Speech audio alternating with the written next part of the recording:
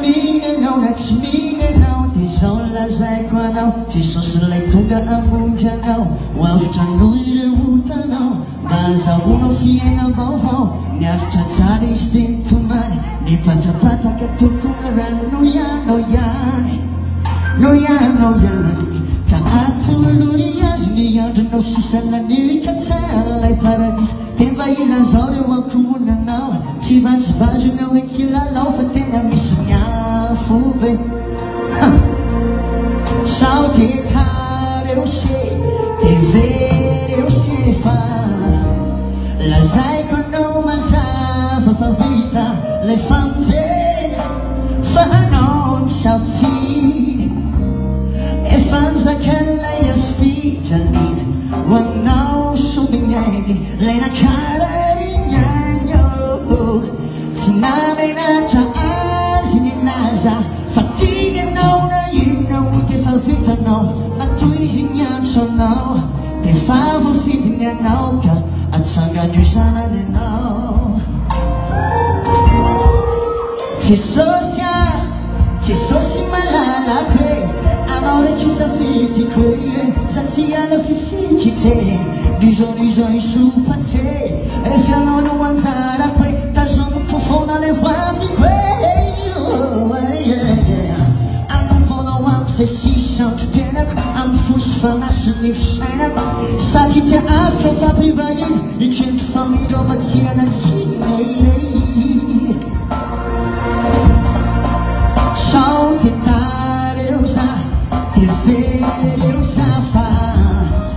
lazaiko anao mazava efa vita le famonjena fa anao ny safidy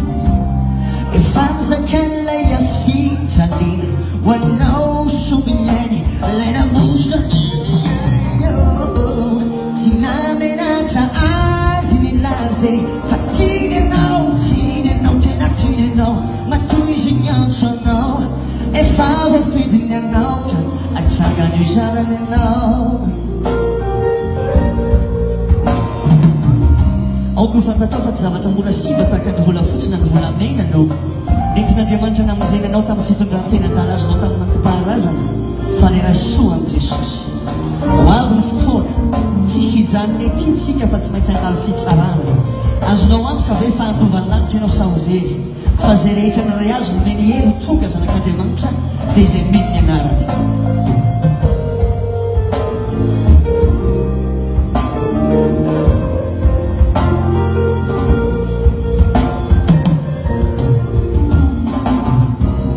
lazaiko anao mazava fa vita le famonjena fa anao safidy efa nizakailay azy fijalina ho anao sominyainy nanolonaniny aino tsy namenatra azy nilaze fa tiny anao na inao defa vitanao matoy izy miantso anao efa voafidiny anao ka atsangany io zanany anao tsy namenatra azy nilaza fa tiny tena tiny matoy izy miantso anao efa voafidiny anao